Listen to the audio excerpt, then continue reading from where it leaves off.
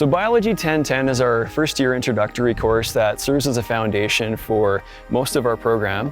And we're very proud to be able to offer the laboratory in person. However, due to the pandemic situation, we have had to cancel the in-person laboratories.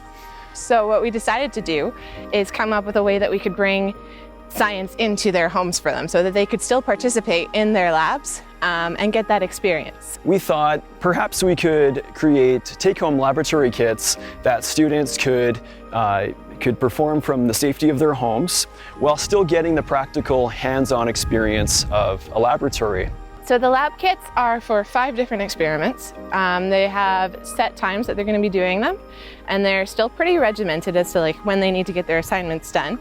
The laboratory component of Biology 1010 is particularly important because it's built upon in other courses, and it also lays the foundation for some very essential laboratory skills that will benefit students not only in their academic careers, but even outside in their future careers as well.